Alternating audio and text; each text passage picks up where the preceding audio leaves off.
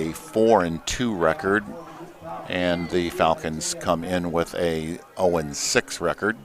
I didn't get a chance to see last week's game. Bob, you did. What would you say in regards to what you saw summary-wise last week against Well, it was Fairfield? Interesting, the changes. They moved Hayden Vandenberg, who's been the starting quarterback throughout the year, to a running back position, and started a sophomore, Caden Schwenker, at quarterback, and gave a little, of course, missing Travian Donaldson. They needed some more running back help, and Hayden provided that. Well, here's the kickoff, and it's taken by number 2, and he fumbled it after he was hit. That's Isaiah Fenton. And looks like Fenton or another one of his teammates recovered that fumble. So we were just looking down the sideline as we were preparing for the broadcast, and as you said, Caden Schwenker will start at the quarterback position, but we see several injuries out there. You mentioned Donaldson, who is out for the season with a knee injury. And so Schwenker is flanked by Vandenberg, and looks like they might have fumbled again. I think Schwenker kept it on that, if I'm not mistaken. It was a little. Gain of about 4 yards, brings up 2nd and 6. So he gained 4 yards. Falcons are going to be looking for any scoring opportunity they can. They obviously have been struggling, but like you said last week, they did come out the second half and score twice quickly in the third quarter against Fairfield.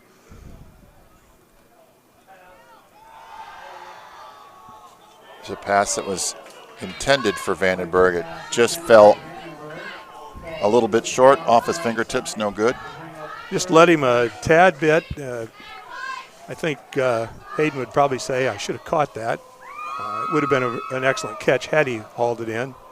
I think the fact that he kind of slapped the ground a little bit after he failed to pull it in indicates that he's a little frustrated that he didn't complete that pass. It was a nice scheme on that. Yeah, it was set bootleg up for a pretty good gain. Third down now, Bob, and 6 to go for the Falcons.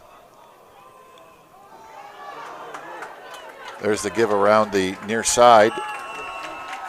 Wilson knocks Fenton out of bounds, but nifty play, good call, and good execution for a first down. Yeah, Fenton was able to get the edge and turn it up the sideline, just picked up the first down and a little more. So good start for the Falcons, picking up a first down in this first series. And Jackson Riley saw quite a bit of action last week in the offensive backfield, is that right? He did. And he's standing there in shorts and civilian clothes. So that's not good news. There's the handoff to Vandenberg. Goes over left guard. Maybe got a couple. That would be generous. Looks more like no gain. Vandenberg's run off the left side. Gain of a short gain, brought down by number Maybe a yard. Johnson and number 55, Oliver Loudon. Sets up That was the Loudon 2nd and 10.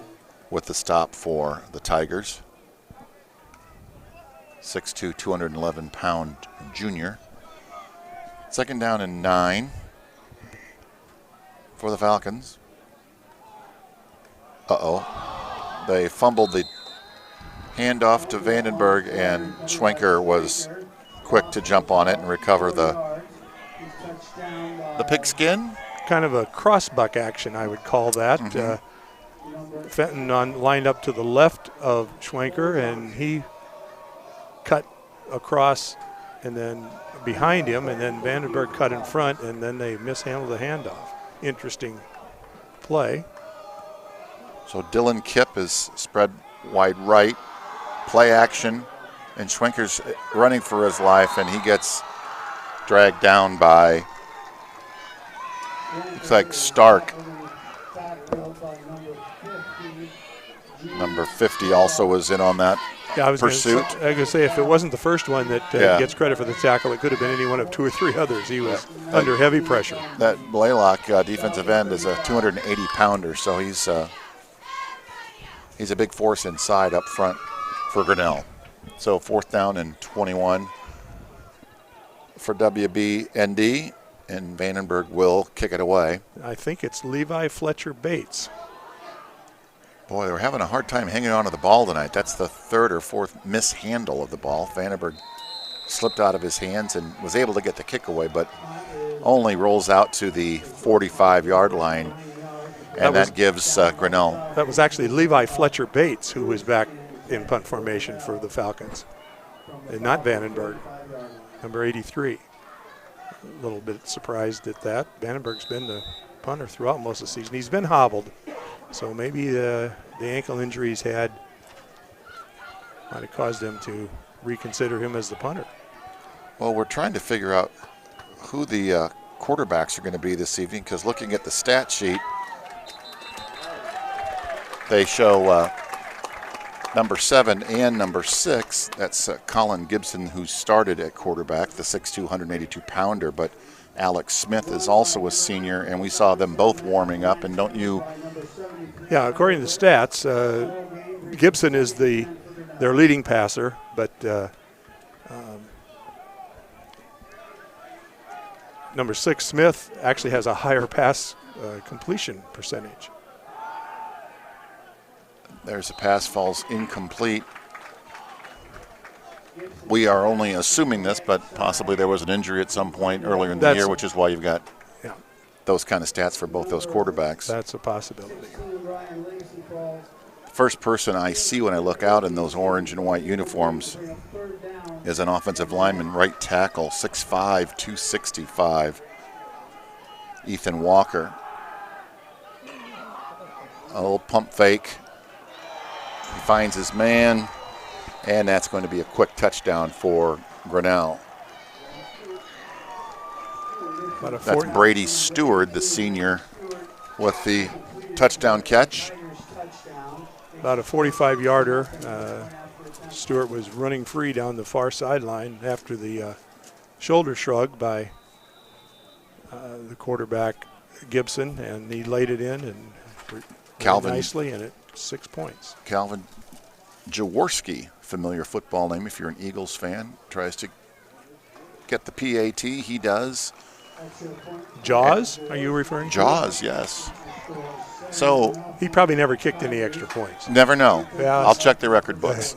You'd have to. Let's step away for just a moment, and we'll be right back with your score: Grinnell 7, West Burlington Notre Dame 0.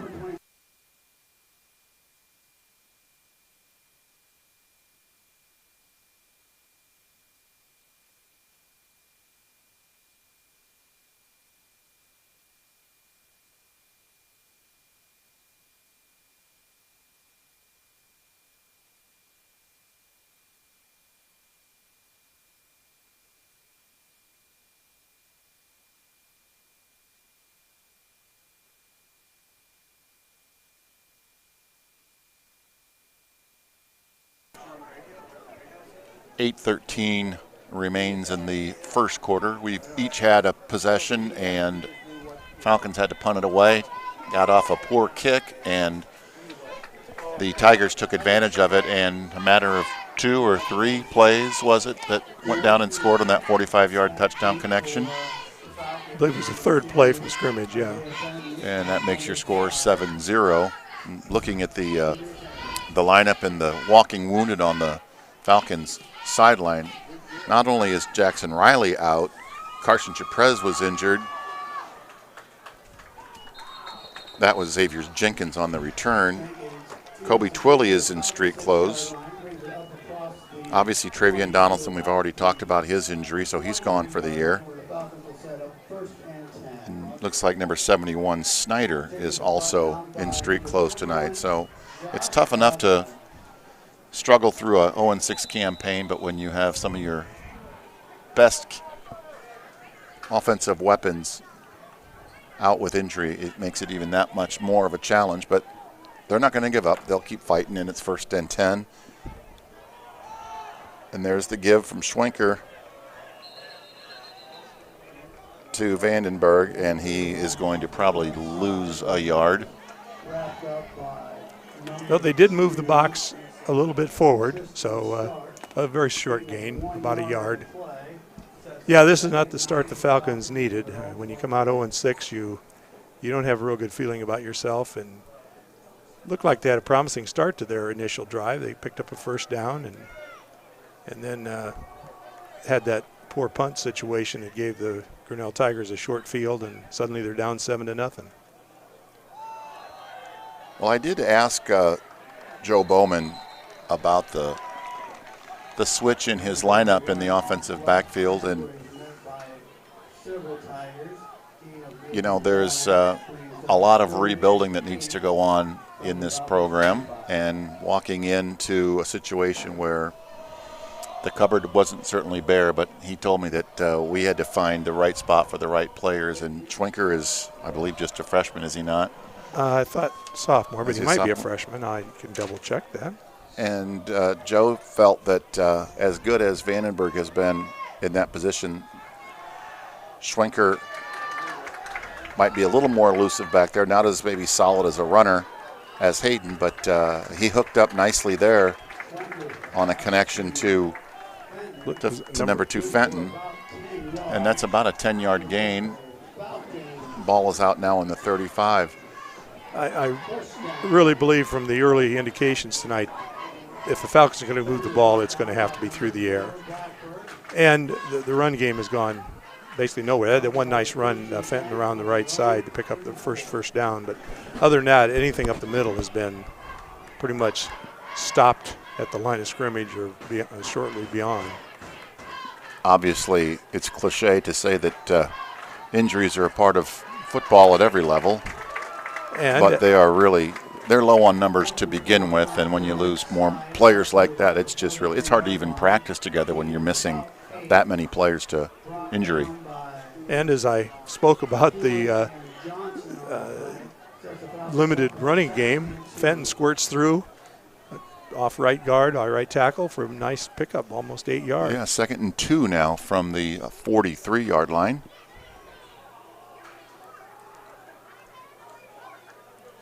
Boy, they almost fumbled that exchange again as well. They're having a hard time hanging on to the ball. Well, again, I don't want to make excuses, but you've got a quarterback in his second start at the varsity level. Mm-hmm. You have probably what amounts to, with Fenton, I would say probably the second or third string running back with all of the injuries being pressed into action. So they probably haven't had a lot of time together. The timing and just general execution of the play probably is not what it could be had they been working together for a longer period of time. But again, they're got to make doable third down here, 3rd and 2. Play action overthrows 24 Carson Jones. Either Jones ran the wrong route or Schwenker anticipated him going a little deeper on his sideline route because he threw it considerably over his head. It looked like an out to a sideline out, and it was not going to work, that play.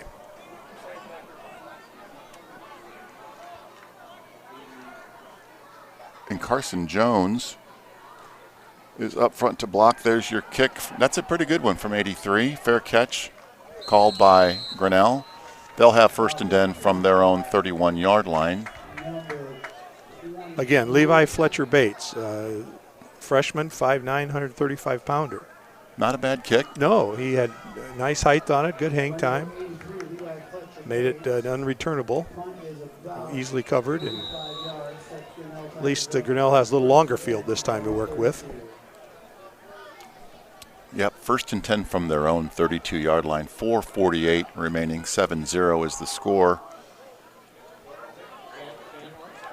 And there's a nice stop, but it was after a long gain.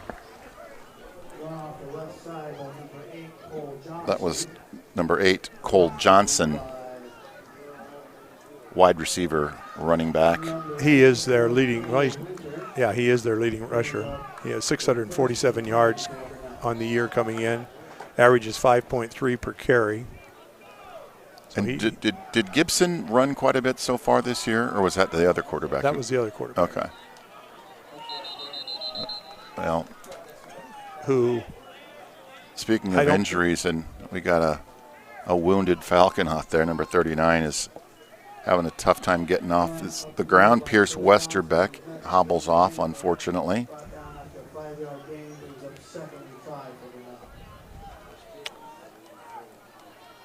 Joe Bowman also said he's trying to kind of rebuild a culture from the foundation up, and that means, junior high school and Y League kids and having a little more structure starting long before they arrive in high school. So he is looking at this as a long-term plan or strategy, not just game by game, as no one likes to lose. But he does see a lot of enthusiasm, some good leadership, and is trying to keep a positive outlook and attitude. Moving down to the rest of the season, they do have one more home game coming up, which I believe is against Washington on October 22nd. And I believe the only common opponents you pointed out earlier, the Tigers and the Falcons had, was Grinnell has beaten Washington and Keokuk, and we still have to face Keokuk later this season. And Washington. Oh, I haven't played Washington either. Okay. They're down 7 now for Grinnell.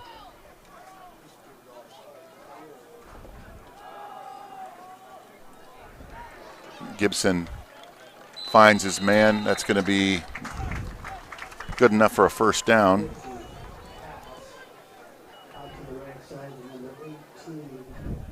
That was Brady Stewart, senior wide receiver, 6'1", 185-pound. We got Jaworski split way right to the left. High snap from center. That's the give to Johnson, I believe. Knocked out of bounds by Fenton. Yeah, he is their featured back. I think it's safe to say he's going to get the majority of their carries. I didn't catch the number. The Falcon had a shot at him at the line of scrimmage and couldn't quite get a good grasp on to bring him down. Well, Fenton definitely has some quickness and some speed, pursuing that as well with his offensive talent. He's small but mighty. And here's a pass play. Gibson looking deep over the shoulder, and it is caught for a touchdown. Looks like number 18 again. Nope, I believe it's 11. I believe you're right. 18 was in the vicinity. The Jaws. No, he did say Stewart.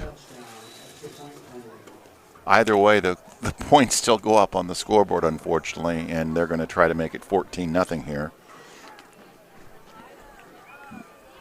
Jaworski with the PAT attempt, and it is right through to make that score 14-0 with 2:50 remaining in the first quarter. We'll be back with the kickoff right after this.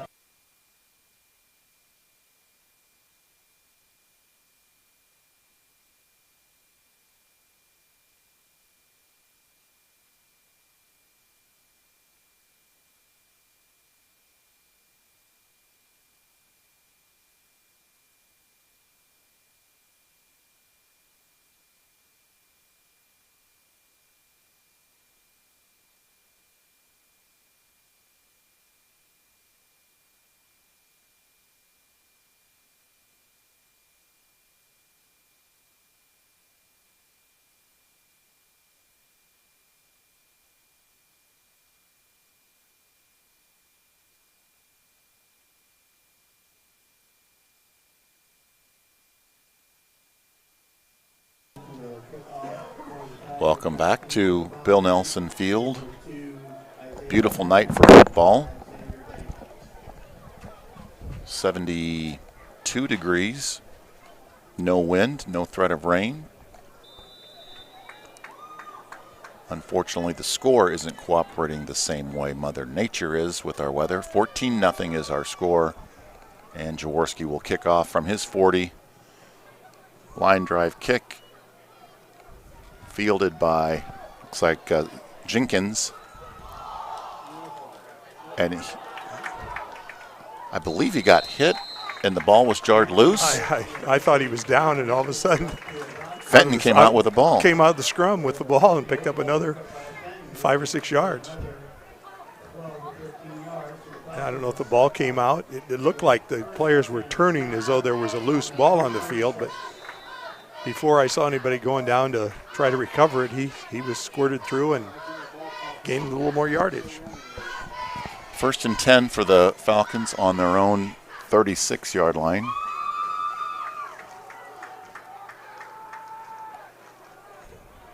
Man in motion, and Schwenker is going to try to throw it. That man in motion was 84. That's Cameo Winters. He's a true freshman, 6 foot 155. You're going to see a lot of freshmen and sophomores out there, I'm sure, Bob, tonight with the injuries that the Falcons are dealing with. Yeah, as if the mountain wasn't steep enough, then you play a lot of young kids to try to fill the gaps, and makes it a little more difficult. Yep, it sure does. 2nd down now and 10 after the incomplete pass.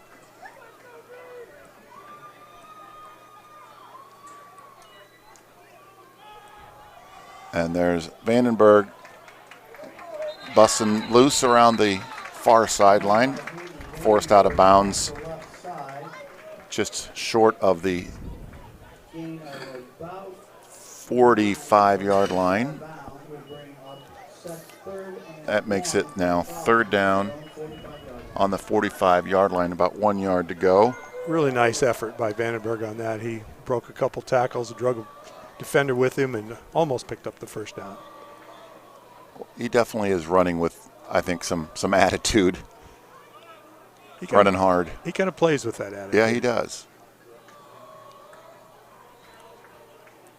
I don't know how happy or unhappy he was about changing positions back there, but he probably ran the ball just as much as quarterback as he is as the wingback. Yeah, well, I would like to think he probably understands the situation, and coaches are going to put players in position that gives them the best chance to be successful. And to build on that for future as well. Yes.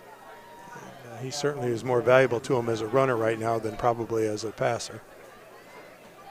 So Kip and Winters are split wide right. That was intended for Jones, although he's about a 6'6" target. He overthrew him by a foot or two, and Carson couldn't bring it down. He needed to be at least 6'11". Yeah.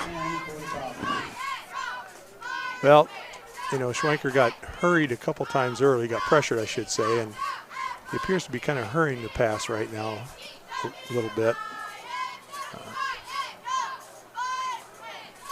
I'm sorry, 2nd down now and 10 for West Burlington. Schwenker's going to keep it. We're going to have a holding penalty, unfortunately. That's going to negate a nice 8-yard run by Schwenker. And there's the preliminary. It is a hold. That's the drive killer. Instead of being 3rd and probably about 4 or 5, they're going to be backed up from the previous spot, another 10, so it'll be about, replay will be 2nd and about 20. So the line of scrimmage now is the 37, and it is 2nd and 20. That's exactly what it is, Bob, a drive killer. Schwenker under duress, trying to find somewhere to go. He's running for his life, and he's stopped by a couple of guys in white and orange. Blaylock was in there on the stop. I'm guessing that was not an intended pass play. It looked like he looked to pitch the ball, and there was no one there to pitch it to, so he tucked it, and then it sort of looked like a bootleg then as he rolled out, but as I looked downfield, there were two big linemen about 15 yards downfield, which tells me that they weren't going to throw it. Weren't intending to throw it anyway. And it says on the program that Caden's 6 foot 160. Not sure that's 100% accurate. He's outsized by some of those guys quite a bit, but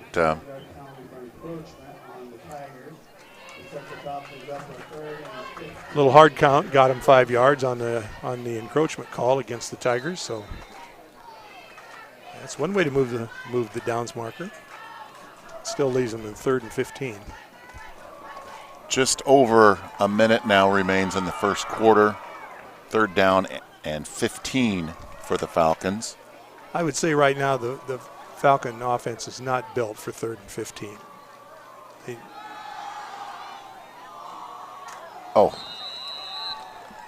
Intended for Kip. He couldn't hang on to it. And that's going to be a 4th down and 15 now.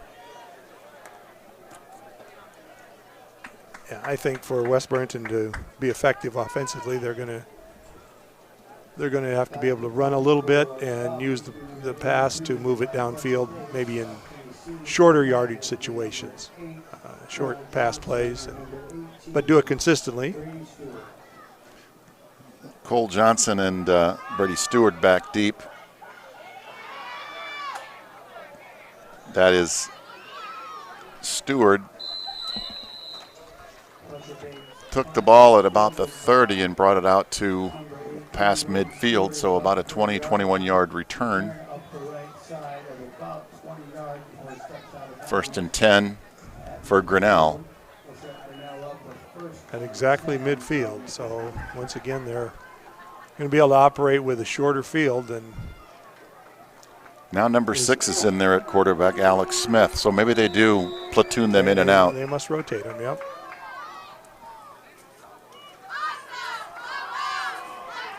A quick pitch. And a pass. A halfback pass, as they used to refer to it in the old days when they referred to the running backs as halfbacks. Cole Johnson. Dating myself. He had an open man, but he overthrew him, so 2nd down now and 10 for Grinnell. Yeah, the execution of the play did what it was supposed to do, which was to draw the Falcon defenders up for the run. And Alex Smith faked the handoff and took off running and ran away from most of the defenders for a big gain. Yeah, he definitely gives them a different dimension as the quarterback. Yeah, he does. He's not very big. He's listed as 5'9", 148. Winters was able to make the stop. He's got quick feet.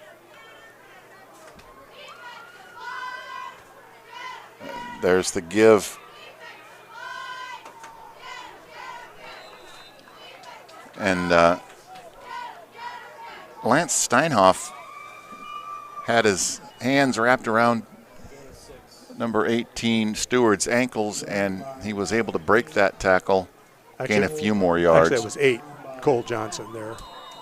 Oh, okay. Featured running back. Yeah, he drug a couple Falcons with him for a nice gain on that play. Let's step away and take a quick break as we enter the 2nd quarter with your score. Tigers 14, Falcons nothing.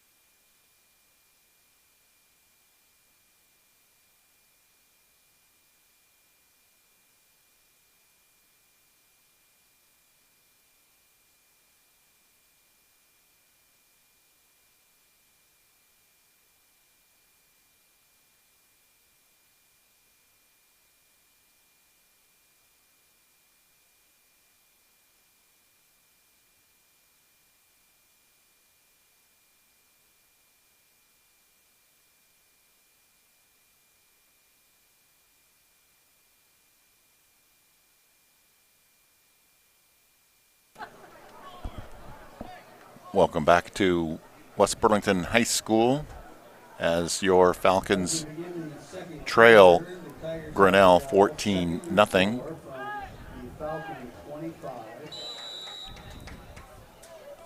Grinnell is facing a 2nd down and 4. Ball's on the 19-yard line. There's a direct snap to their leading runner, Cole Johnson. He was coming out in that same formation. He's the lone.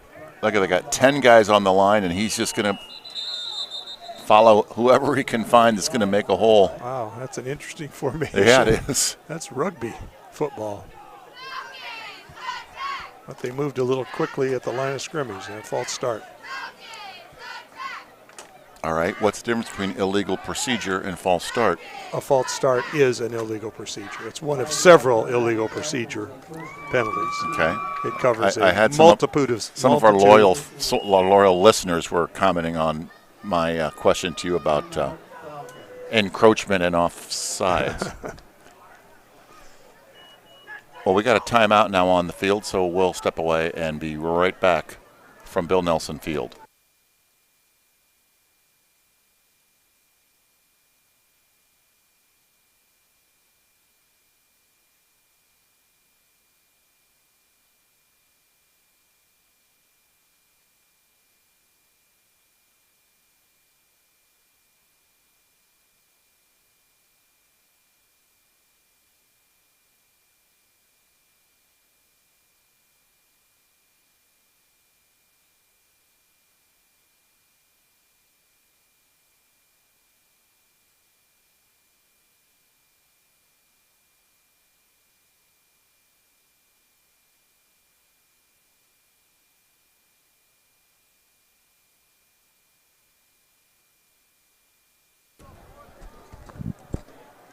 After the walk-off 5-yard penalty, it makes a 1st and 15 for Grinnell, and here's that familiar 10-man front and another whistle. I think that's going to be 1st and 20. Another false start. Well, I think the coaching staff decided that's enough of that. They're bringing back in the more familiar-looking numbers in the backfield. So it looks like Gibson's going to be coming back in as quarterback. Yeah, that's interesting. Johnson will be his setback, wingback, running back, whatever you want to call him. There's the quick pitch to the left side. Forced out of bounds around the 9-yard line. We haven't talked about this offensive formation that they're running. Have all 4 players in the backfield, nobody flanked out. A shotgun formation for the quarterback. But then they have 2 wide receivers on the line of scrimmage, each side. Ooh.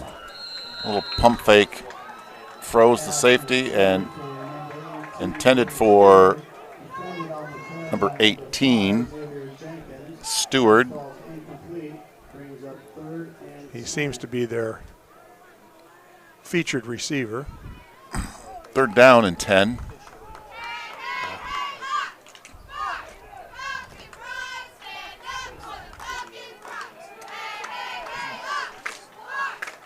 Grinnell's 2 losses this year have come to the hands of Harlan and North Polk. We're going to have a hold. Did he catch that or drop it? I think it's a catch, but it's coming back. Another flag.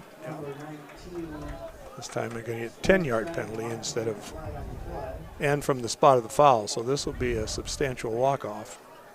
The hold occurred behind the line of scrimmage.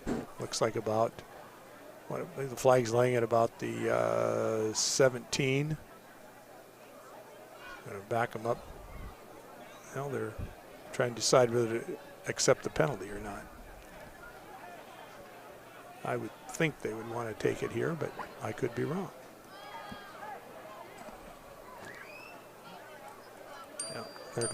there's the walk-off.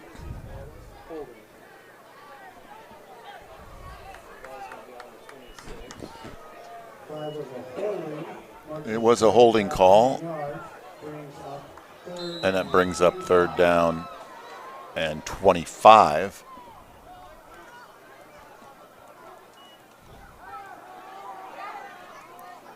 And Smith's back in. Oh.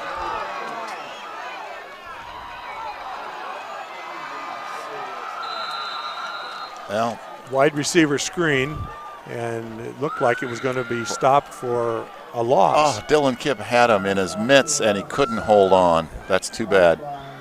Heck of an effort by both Kipp and Johnson after he caught the ball, breaking a couple tackles and scampered in for the touchdown.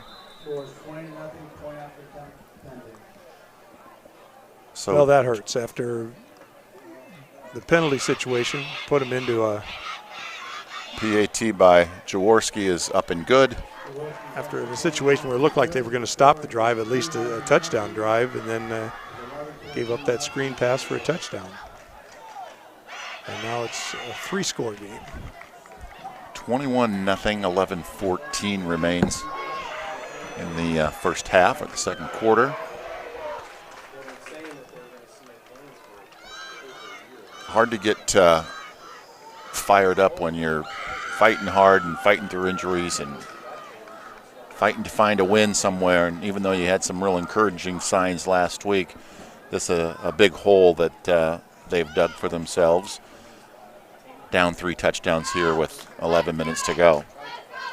Yeah, the Falcons were able to put up a really good fight last week against Fairfield after falling behind a couple scores early. They, as you mentioned earlier, came back with a couple third quarter touchdowns to turn into a pretty competitive football game, and showed a lot of fight and a lot of heart. And so far tonight, they're probably playing as hard as they can, but I think the talent difference is prevailing at this point of the game anyway.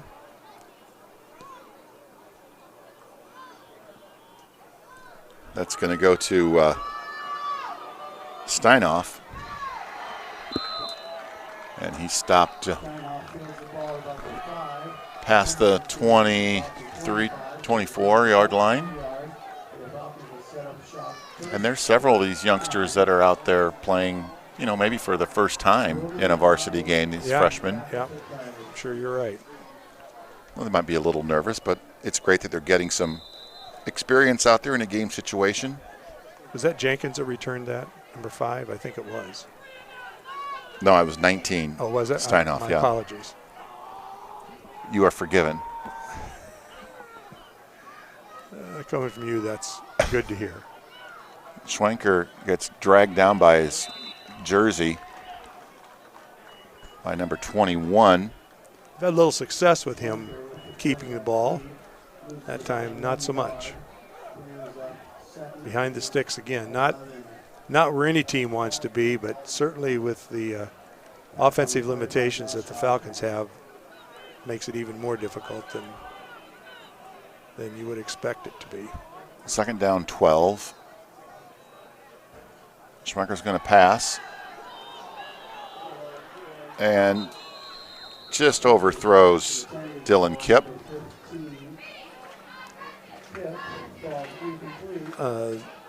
Just a straight sideline fly pattern, I think you could refer to that as. And actually, Schwenker hit a couple of those last week. And that ball was well thrown, just showed some arm strength, just overshot the intended receiver just a short distance, kept it from being successful. Third down, 12. There's the give to Vandenberg. He tries to run over the tackler, does a pretty good job of that, but still will result in a 4th down for West Burlington Notre Dame. I'm sure any scouting report that Grinnell put together for this said we need a key on Vandenberg, and it looks like every time he touches it, there are multiple white jerseys pursuing. afraid his yards are going to be hard to come by tonight. So Fletcher Bates gets off a pretty good kick. Fair catch called by Stewart. And they will take over now with a 1st and 10 at about the 44-yard line. Well, once again, the Falcons, are unable to pick up any first downs and forced a punt from deep in their own territory. And again, a decent punt by Fletcher Bates, but still. A little double reverse pass. Jaworski with the end around run, waiting for some blockers. Got a flag. I'm going to guess that flag is holding. Correct. Well, we'll see if we're correct. Well, when you see the umpire throw it into the offensive backfield, you can pretty well predict.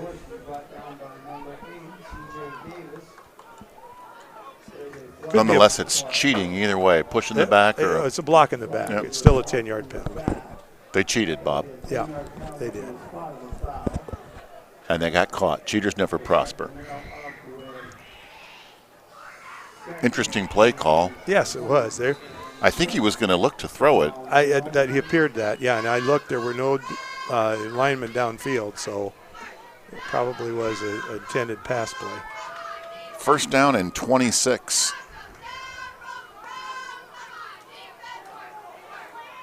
And quarterback keeper Smith up again. The middle by Smith.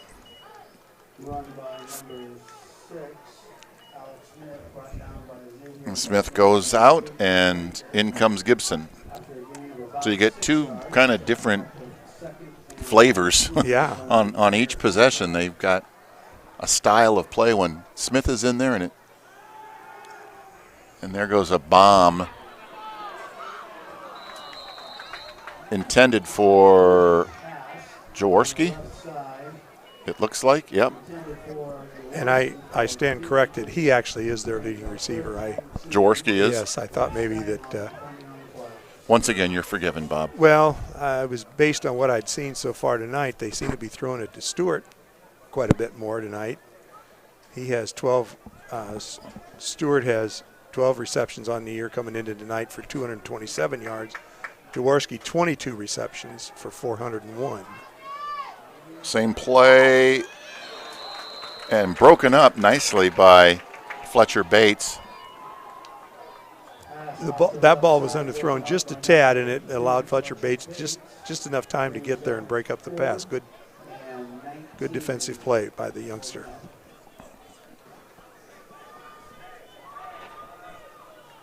There's a freshman out there playing against probably a senior. Was a different receiver that time, number 4, I think. Yeah, 6'1", 149-pound senior Blackford. There's their first punt. Wow, big one. Fair caught by number 9, that's Schwenker. So we got a defensive stop. That punt was by number 11, Calvin Jaworski. So he handles all their kicking duties. Yes. He showed a big leg there. I didn't catch the exact distance, but it was high and unreturnable, which is what you want them to be. 1st down 10 for the Falcons. Ball's on their own 25-yard line.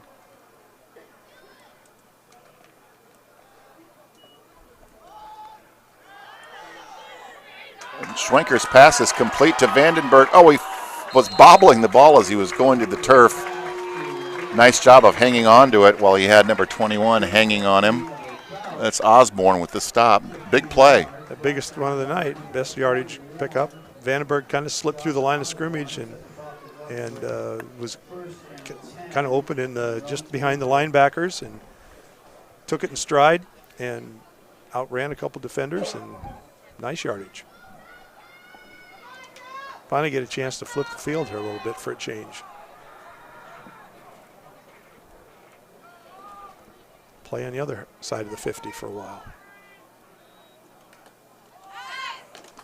Handoff to Hayden. Rumbles up the left side for a short gain. He got about 2 out to the 46-yard line. Gene Blaylock brings up a 2nd and 8 for the Falcons. Gene Blaylock, number 50, the defensive tackle, has been pretty active so far this half. He had the stop. Don't see many Genes these days, do you? I had a cousin, Gene, but Good old cousin Gene. 6'3", 280, Mr. Blaylock is. So He moves. He doesn't look that big, but he's a specimen. Pass intended for Carson Jones. It was broken up by Stewart. Broke up by number 18, Jaworski. Sets up 3rd and 8 on the Falcons. Actually, it was number 18, Stewart. You were correct. Get used to it, Bob. We got a new PA man tonight. Your color or your play-by-play man from last week, Chris Wallace. They call him Mr. Versatility. Now handling the PA duties this evening. So. Those Fleming boys aren't very reliable, are they? No, you never can count on them. You never can count on them. For some things. Schwenker wants to throw, and he finds an open receiver right across the middle, and that's Kip. Nice play, nice execution. Well done. Little slant pattern. Just came from the right flanker position, slanted into the middle of the field, and picked up another first down. So an impressive drive so far. 7:15 remains in the second quarter. And we've got a first down and 10 after that pickup by Kip.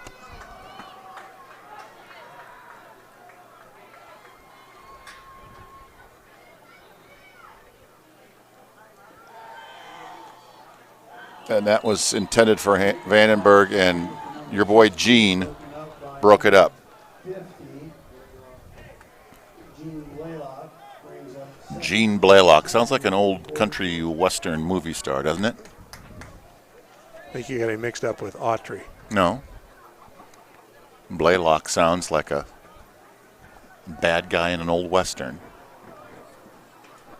You said country western. Oh, I'm sorry. Second down and 10. There's a pitch to Fenton, and he gets stopped by Gene, the tackling machine, and 2 other teammates. It didn't have a whole lot of room to maneuver out there. 8, Cole Johnson. Yeah, he's got some agility for a 280-pound. Does he look 280 to you?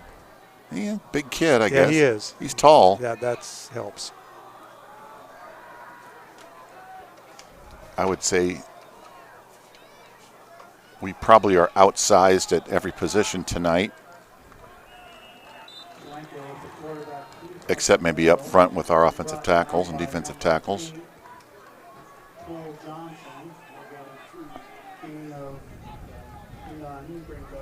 Basically no gain and fourth down.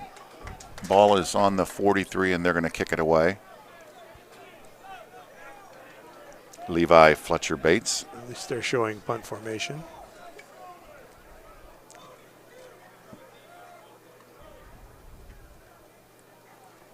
And back deep is Johnson and Stewart. They're going to let it bounce. Takes a West Burlington roll. Nicely done. Yeah, it turned out well. He didn't hit that one as good as he has the last 2 or 3. But he didn't want a big punt there. He'd have been in the end zone for a touchback. So maybe that was by design. Luckily, the Grinnell deep man elected not to try to catch the punt, allowed it to take a favorable bounce. And they've got the longest field that they've had tonight. Looks like, what, about the 15? That's correct. And I see 55 checking in for the Falcons. I don't see that number on our roster here. We'll figure out who that is in a minute. Ooh, fumbled the snap, and the Falcons are fighting for it. And Smith was able to recover his own fumble. Well, that would have been a big break. Certainly would have. They've not made many mistakes tonight, but they almost had a big one there. Clock is running. 2nd down and 14. They lost 3 or 4 yards there on the mishap.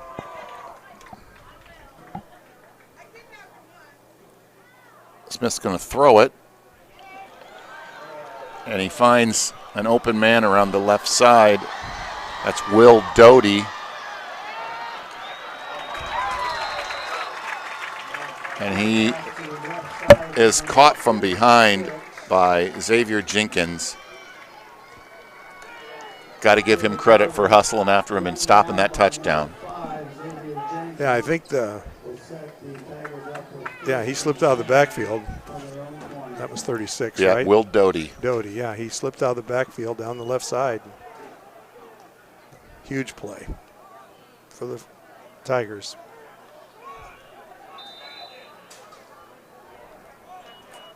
You can sense some frustration out there on our guys in green. Yeah, they had him pinned pretty deep. Yeah. 2nd and long, and then gave up that big play, and here they are in the red zone at the other end of the field. 2nd down, 7. Smith gives it to Cole Johnson, and he is stopped short of the goal line. Got an injured Tiger on the field.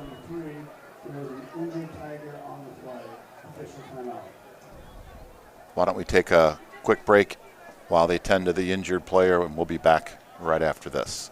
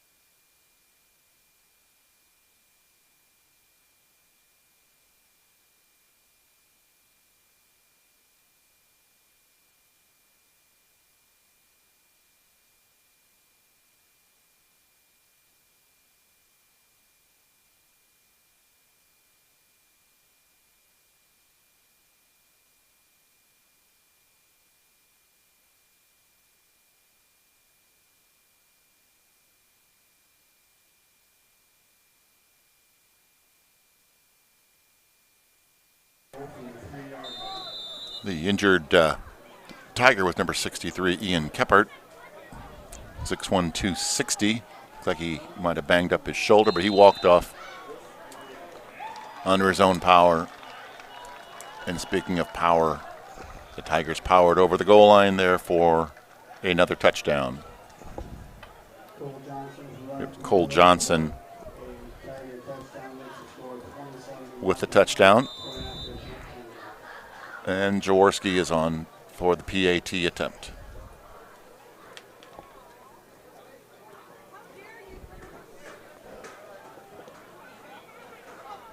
And it is good.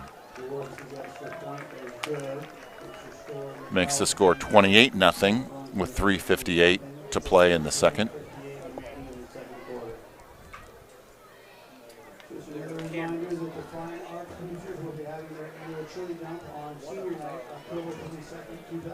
It's going to be senior night on our next home game, October 22nd.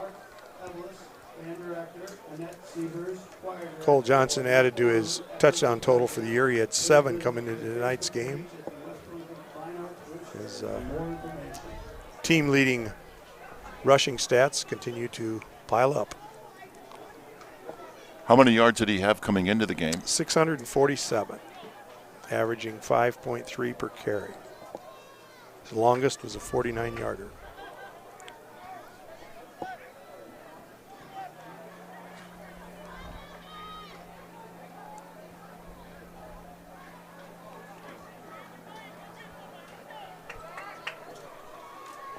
Well, what an unfortunate turn of events down there.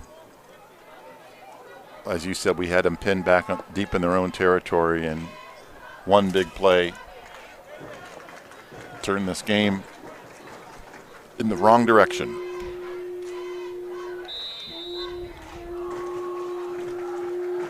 Jaworski will kick it off for Grinnell.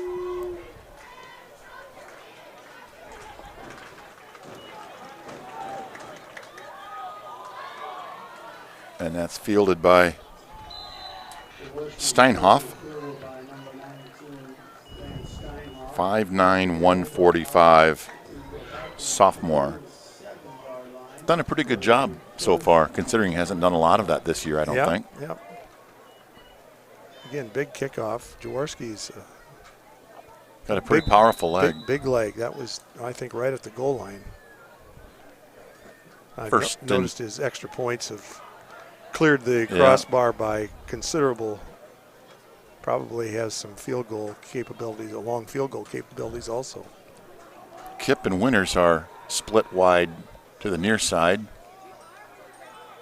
Hand off to Fenton, looking for some room outside to the right. Knocked out of bounds by Jaws. But you were right earlier when you said our run game is going to probably struggle and may have to look to go to the air to get some points on the board here. Well, in that last series, you had a couple of shorter pass plays, one to Vandenberg and one to, I forget who the second one, Kipp, a slant over the middle, and both picked up some nice yardage. There's the handoff to Hayden Vandenberg. He bullies his way over the left side, runs over Josh Osborne, who made the stop, but not after a gain of about 5. 3rd down and 4. 3 minutes and 22 seconds remain. Clock runs. It'd be nice to keep this drive alive and keep the ball away from Grinnell for the remaining minutes of the half. Unfortunately, they don't pick this up. They're going to have to punt it back to him. And Vandenberg had nowhere to go. He tried to spin outside, but Cole Johnson was there to wrap him up.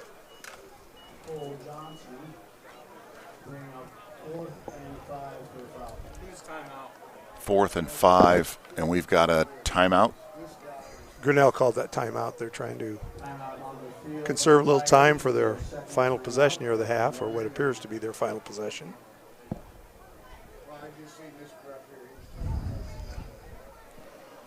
So they each have got 2 timeouts left.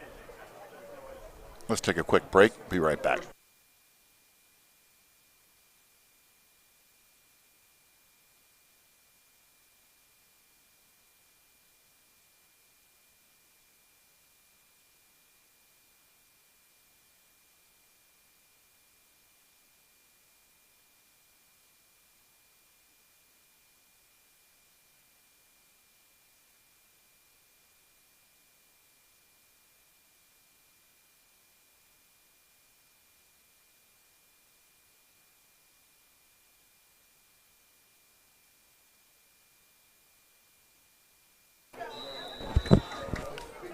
Fourth down and 5 for West Burlington. Fletcher Bates will kick it away from his own 20-yard line.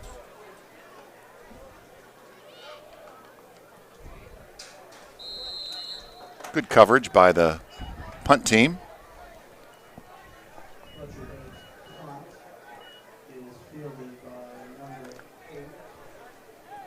Cole Johnson, boy, he's active. Nice stop, though, by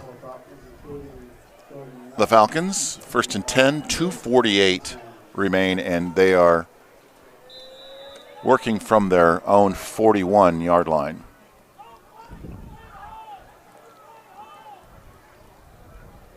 This might be the 10-man front here again with Johnson at – nope, I'm wrong. But it is going to go – same idea.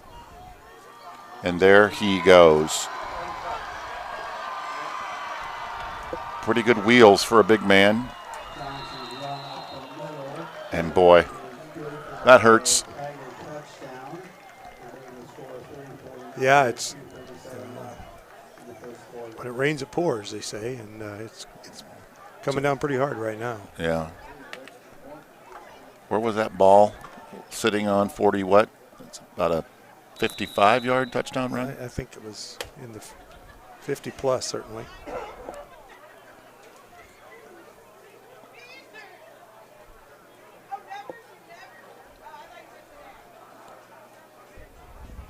And Jaworski's kick is good. 35-0 your score. We'll step away and be right back.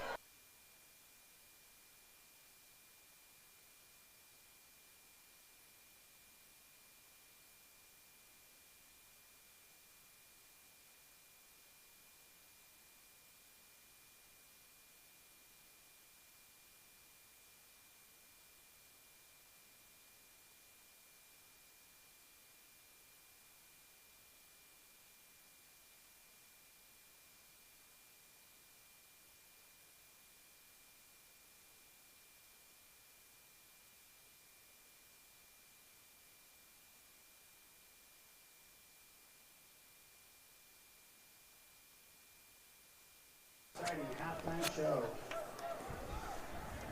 2:37 left to play before our halftime break. 35-0 is the score. And Jaworski is ready to kick it away.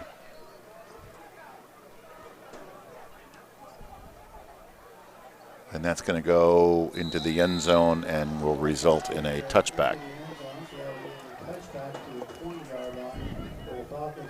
Falcons will set up from their own 20.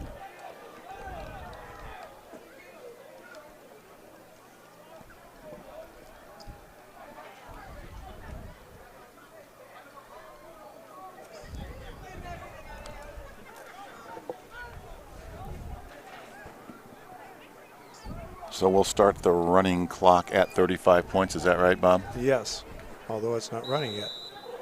I guess it was a kickoff that was never started on the kickoff,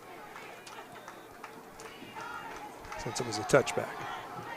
Schwenker's pass was tipped at the line of scrimmage, intended for Kip. Second down 10 for the Falcons. Tried to go that slant that was successful earlier, and I'm not sure if it's tipped at the line of scrimmage, but it was just off the hands of the receiver, Kip. I thought for a minute it might be intercepted, the way it was up in the air for a little bit after he touched it. A flare pass to Fenton. Pretty good stop by Stewart.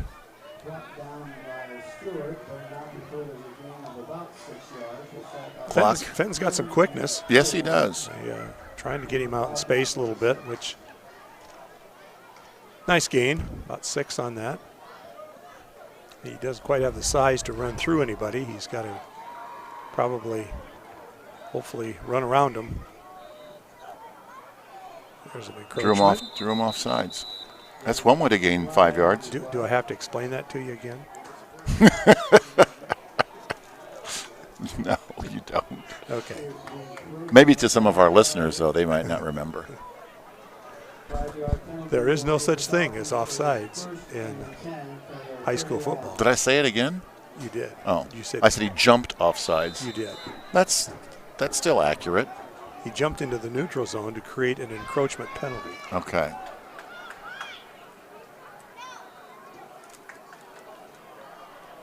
Schwenker's going to go for it all. And boy, Kip just about hung on to that. Good throw. Yeah, Schwenker showing some arm strength there. Yeah. And like I mentioned that earlier, he had a couple of those last week that he hooked up for long gains. This one just out of the hands of the intended receiver, Kip. I'm not sure if he was pretty well covered. I don't know if the defender got a hand on it to help break that up or not, but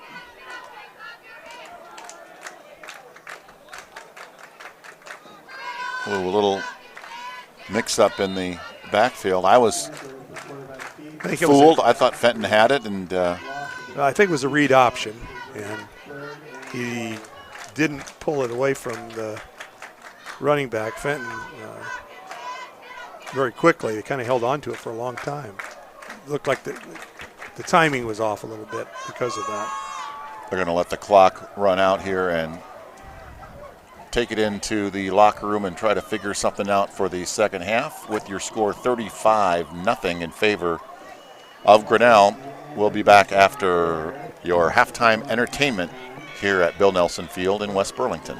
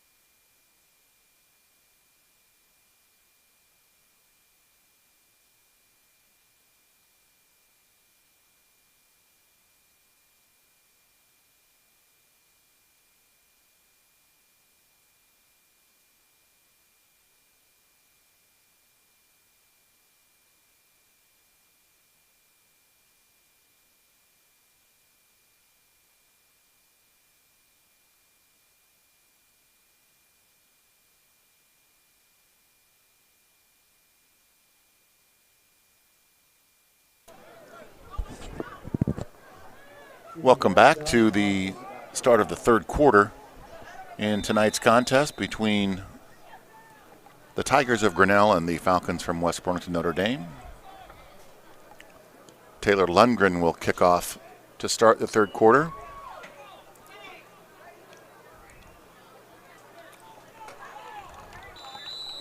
It was Well, it'll be interesting to see what Grinnell does with the running clock here. It looks like Smith is coming out as the quarterback. You wonder if they're going to – they're in a hunt for a playoff spot, and you would have to think they would think a little bit about keeping everybody healthy. But right now it looks like they have most of their starters in. I haven't seen 21 yet, Josh Osborne, or much of him.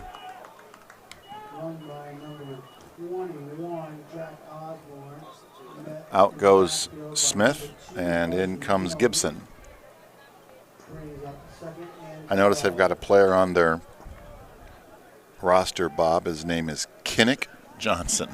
Wonder where that name came from. Wonder what his parents do on Saturdays during the football season. There's Cole Johnson. Pretty nifty play action. And all we need is another injury, and it looks like it's Vandenberg that's down and in pain. He's grabbing his left ankle, so let's let Aaron Bush take a look at him, and we hope it's nothing serious. We'll step away and be back in just a few moments.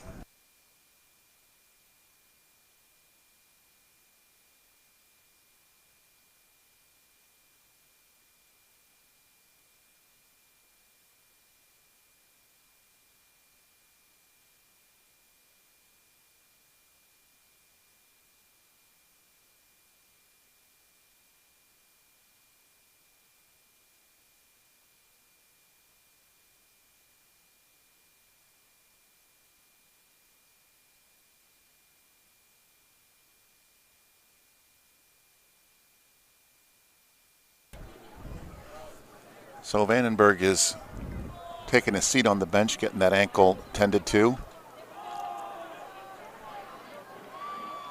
And there goes Alex Smith. He doesn't need a very big hole to squeeze through there and escape into that defensive backfield. Yeah, he's got the quick feet. He hits that little sliver of room, and he turns it into a big gain.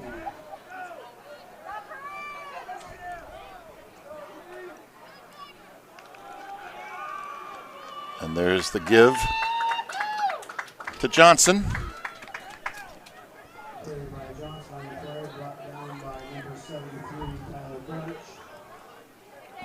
Tyler Birch made the stop. And he got up slowly. Yep.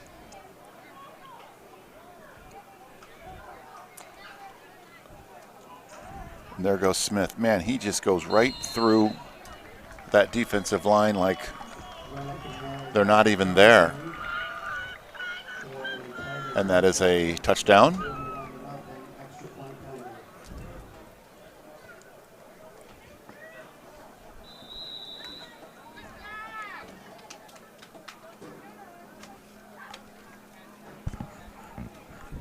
And you can feel, obviously, the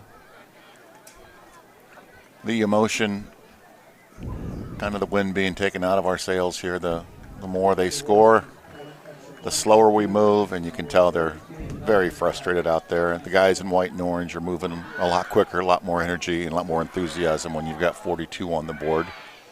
So it's going to be a tough second half. I'm a little concerned about Hayden Vandenberg. He's injured. He's had a kind of a chronic ankle problem throughout the last 2 or 3 games. Last week he hobbled off a couple times, but then kind of just stood on the sideline, and then a few plays later was back in. This time he's sitting on the bench and doesn't appear to be able to put any weight on that ankle right now. So I'm questioning whether he's going to be able to return to action tonight or not.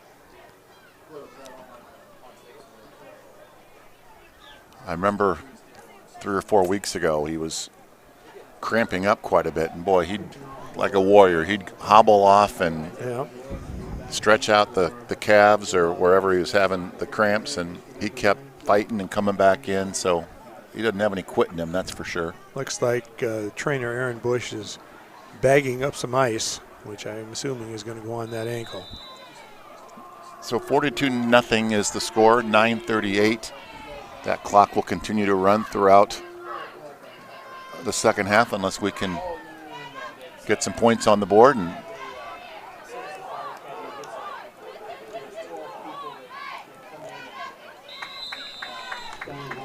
that was Steinoff, the freshman, took the ball out to about the 15-yard line, it looks like.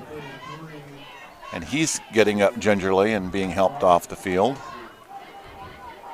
Oh, he's going right back in. That's good to see. 1st and 10 from the 16 for your West Burlington Notre Dame Falcons.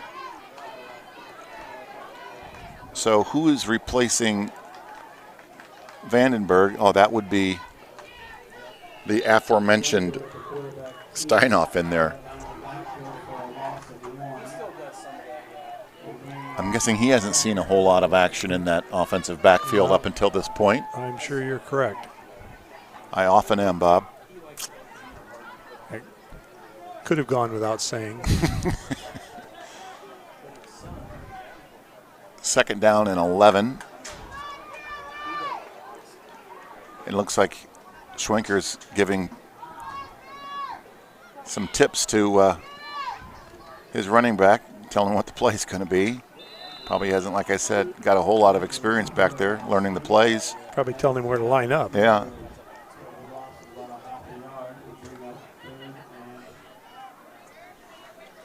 Third and 11, 3rd and 12 now it looks like. Well, 2 running plays have netted a -1. Going to be very difficult to move the ball with the limited resources that the Falcons now have.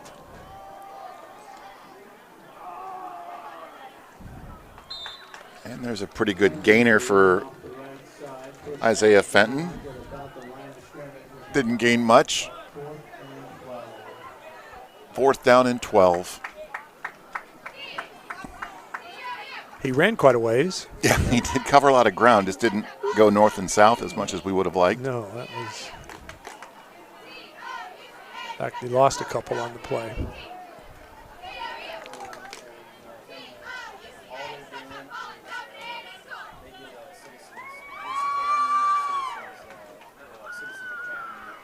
Well, Coach Bowman has a long-term plan for this program. It may not look very promising tonight at a score with a score of 42-0. But he's building for the future. That sounds cliche, but he has got long-term plans for this team. You know, to me, the first step in that direction needs to be to get the numbers up. They're battling in a 3A district with smaller squad numbers probably than most of the rest of their opponents. And then, of course, and that contributes. So you have a lack of depth, and you have players who have to play every down, both sides of the ball, increase the opportunity for injuries, which they've certainly had their share of. Fumble, and there's about 15 kids on that turf trying to fight for it, and looks like Gibson was able to recover his own fumble. Looked like number 2, Fenton, had a chance to pick it up, and he elected to do that rather than fall on it. I think he had visions of picking it up and taking it the other direction, but he didn't quite get a handle on it and ended up not recovering the fumble. And there's 24. Yeah, they've got a whole... That's Kinnick Johnson that we talked about earlier. And he is going to take it to the house. Kinnick Johnson is a sophomore. 5'9", 172, and he's got pretty good speed as evidenced by that touchdown run.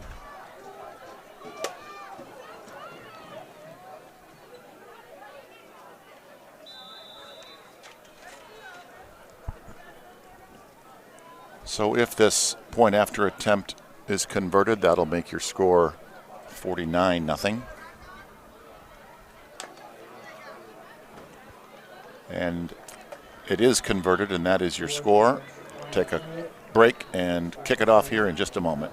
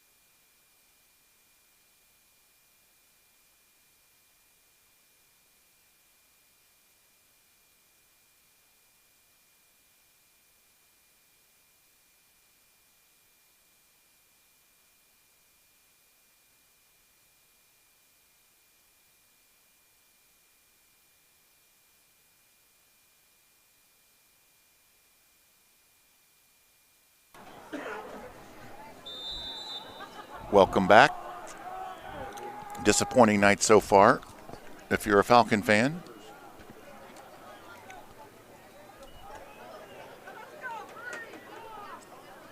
And Steinoff will return it out to, looks like the 16 or 17 yard line.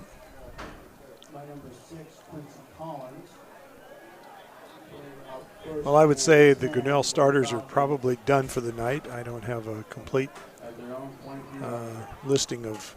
I see a lot of clean jerseys and clean pants, except number 8's in there, that running back. But you're right, Bob. They might have a couple number 8s. They do have. No, we didn't look at the wrong roster. I'm surprised he's still in there, but yes, that's Cole Johnson, their featured running back. And playing outside number 55 linebacker. Came in late for the Falcons. I don't have a name for his jersey to tell you who that is, but he got in time for the play. Unfortunately, the play didn't gain any yardage. Lost a couple. Schwenker was setting up to pass and had no time. He sacked for about a 5-yard loss.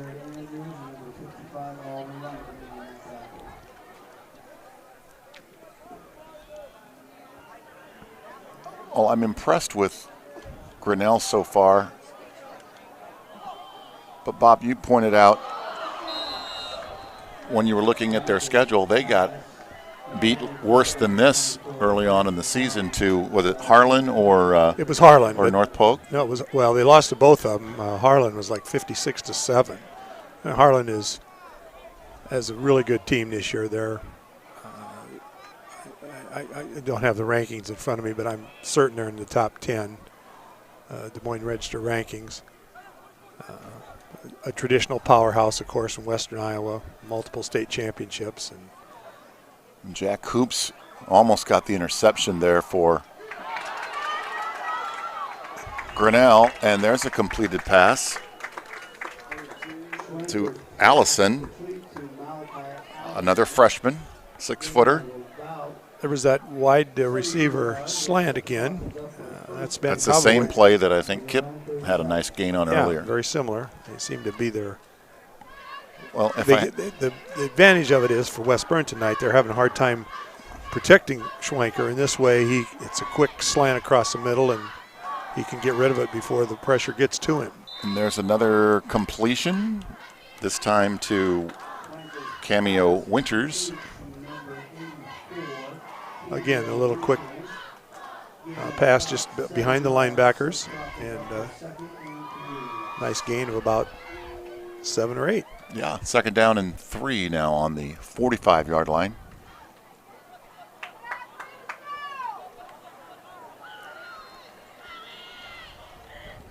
I'm sure if we counted,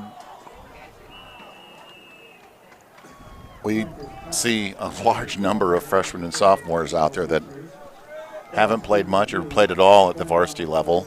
Yeah. And I don't know their record, but I think that the fresh soft team has done pretty well. Yes, I believe Coach Bowman was very encouraged by their play. Yeah, putting up a lot of points on the board. 3rd and 3. And penalty flag is thrown. I'm not sure why the line judge on this side of the field did not throw the flag for a false start. But I think the umpire covered him up by calling for a hold instead. Unfortunately, that was a completed pass to Carson Jones. But it will be stepped off, and we'll have another try at 3rd down, but it'll be 3rd and 13. Once again, a drive killer.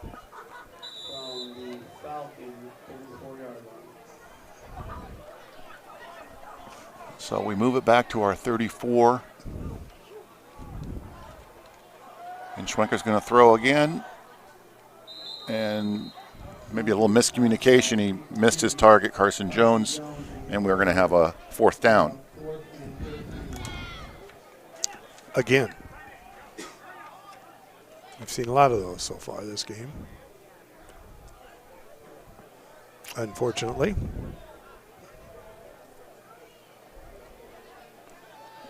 Levi Fletcher Bates checks into the lineup because he's going to kick it away. And this might be the last play of the 3rd quarter with that running clock. It's at 32 seconds now.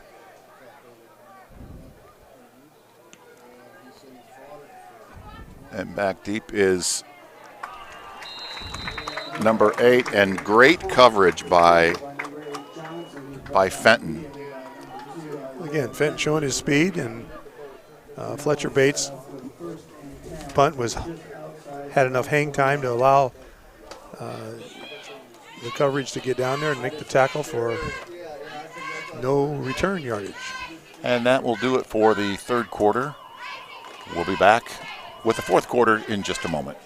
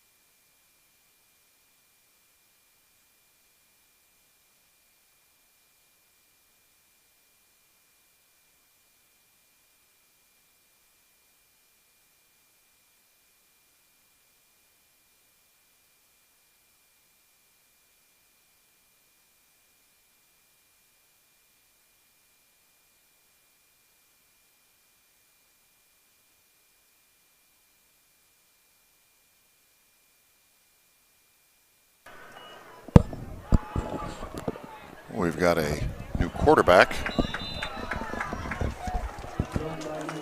That's Blackford. 5'11" sophomore, Cole Blackford. Last play gained 4. Looking at their season stats, he does not show up as having thrown any passes. So obviously he's seeing probably some of his first action of the year tonight.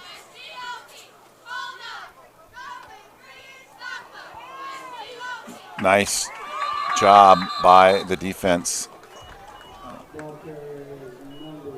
That was Carson Jones and like Charles Mulcher were in on that stop.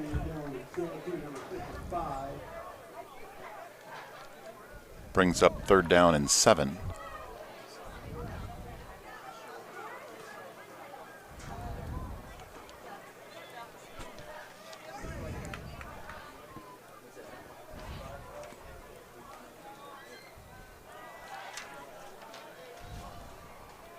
Blackford's looking to throw. And if that stat sheet was accurate, that would have been his first attempt of the year at quarterback. He is 0-1, or 0-4-1, I should say. The play-by-play announcer who will be doing the Iowa game tomorrow, Gus Johnson, had a classic line last week. He was calling the Wisconsin-Michigan game, and after the starting Wisconsin quarterback was injured, Mertz, the backup came in, and Gus says he is 9 for 12 with 3 interceptions on the season. He has therefore not thrown a pass that hasn't been caught by somebody. I laughed, and only Gus. And then Joel Klatt is his color man, I think, right? Correct. Joel Klatt's brother was a director of marketing in the sports information office at the University of Iowa for many years. Really? Mm-hmm. I would guess you're probably the only person in Des Moines County who knows that. You can say that about a lot of things. I have watched a lot of this pregame coverage and hype, and it's going to be a big game tomorrow. There's a lot of love for Iowa. There's a lot of Kirk Herbstreits and Joel Klatt, to name a few, that have been very impressed, and I believe they referred to us as like an MMA fighter. We're not going to knock you out with one punch, but we're going to wrestle you, and we're going to wear you down, and then we're going to pounce. And that was a completed pass to Winters. I tell you, for a freshman, he's had a pretty decent night. Yeah, he's been involved a little bit.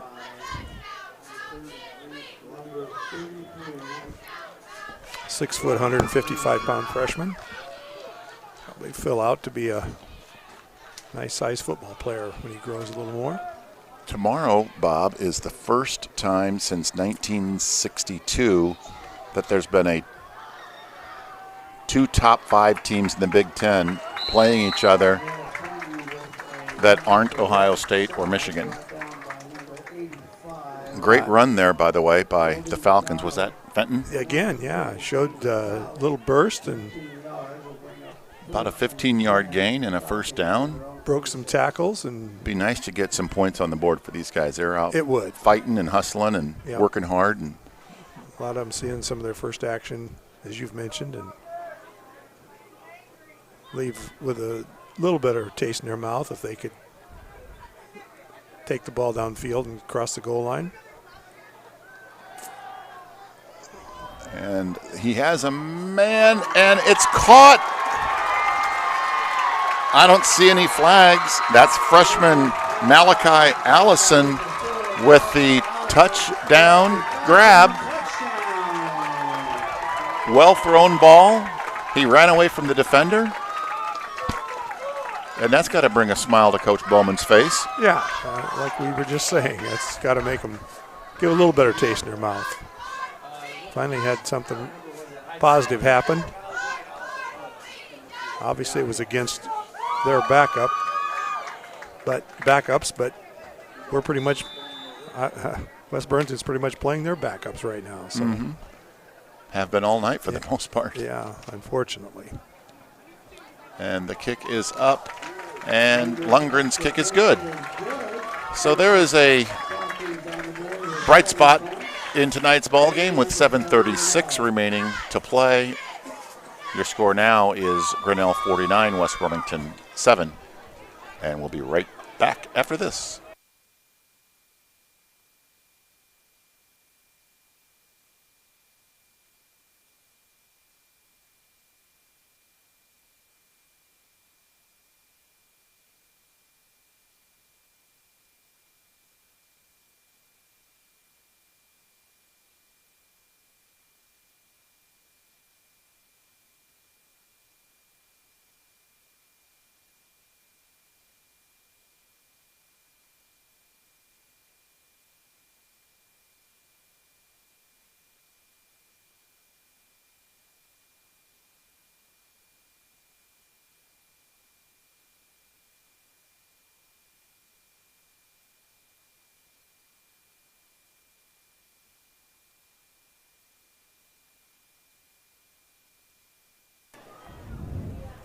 as our kickoff unit is getting adjusted. I'm sure there's several changes and replacements going on, even on special teams as well, with injuries and changes in our lineup. So they're making adjustments on the fly, and this is going to be another freshman. The theme continues. That's Taylor Lundgren. Good end-over-end kick. It's taken by number 5, Cole Blackfoot. By number 5, Cole Blackfoot. Brought down by number 24, Jack Carson Jones. Carson Jones made the tackle. Being on the takeoff of a return of about 20 yards. He's going to be a We'll set up first and a pretty good target at tight end, I think, in the next year or two. No, I'm sorry, that's not true. He's a senior. I take that back. Well, he may still be a good target. Yeah, somewhere. Just not here. Yeah. 6:54, clock runs. Blackford in that familiar shotgun pistol formation. And the mystery man, number 55, we don't have a name for, but he just made a nice stop number 24, on Kinnick Johnson. met at the line of scrimmage by our mystery number 55.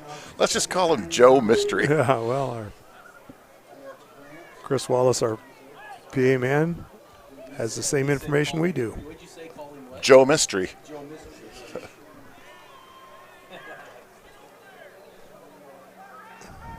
Second down and 9. Let's see if Joe Mystery can make another play.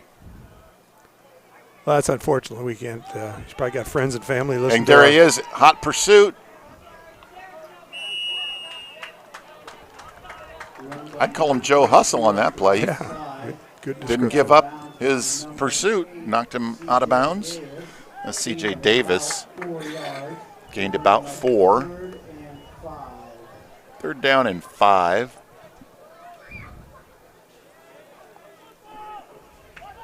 Ball's on the 41. Let's get a stop here, defense.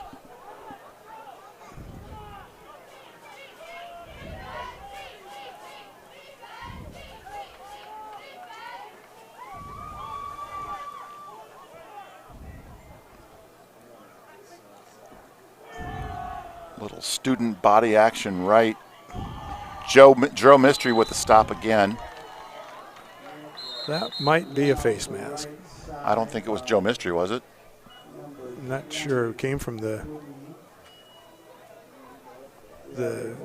deep official. Face mask against the Falcons. I don't know, but he's about the only one. I mean, he's running really hard right now. He's made several tackles. Was the call a face mask? I didn't see the. I looked away when they were signaling. It was against West Burlington, resulted in a first down. We are guessing that number 55 might be a regular player with a different jersey on. We'll try to identify him before the end of the broadcast. Want to thank Tony Diaz and Jimmy Johns for feeding all of the workers and volunteers up in the press box down on the field. Also want to thank Great River Health Systems and Aaron Bush for being our weekly medical trainer on the field. I just looked down to see how Hayden Vandenberg's looking. He's got a towel over his head, and Aaron Bush is sitting next to him, and he looks obviously dejected.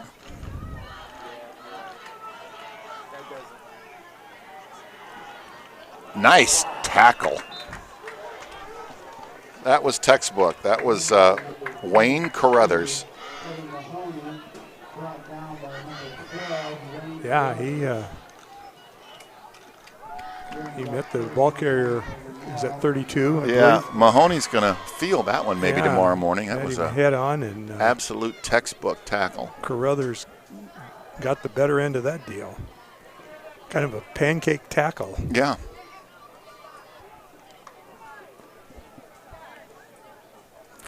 Just under 3.5 minutes now to play. And nice pursuit by 2 or 3 of our defenders. One of them was Carruthers, who just made that impressive tackle. Decided that was so much fun, he's going to do it again. Yeah. Loss of 2, 2nd and 12.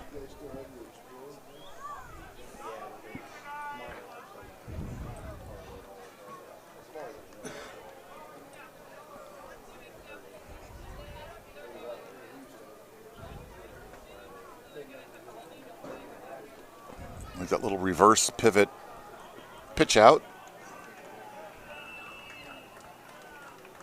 Joe Mistry in on that stop, as was Allison, who caught that touchdown pass earlier.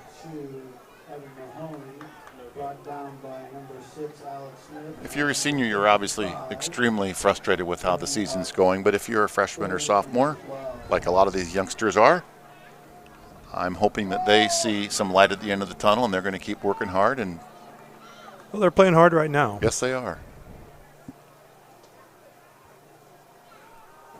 And Blackford's going to keep it and throw down to number 44, complete. Carruthers makes the stop. Carruthers is pretty active on this series. That's 3 tackles in 4 plays. It's a 6-yard gain for the Tigers.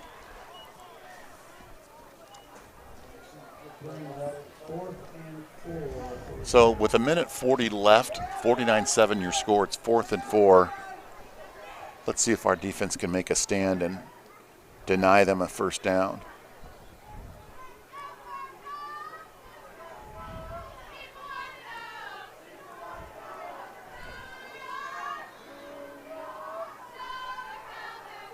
And they're going to go deep.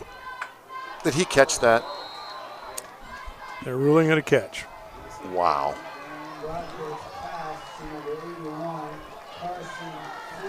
That was a completed pass to Carson Penich. He's a 6'4", 147-pound pipe cleaner. And I was trying to see who was on coverage back there. He almost got his hands up there and deflected it, or almost picked it off, but he couldn't quite get up.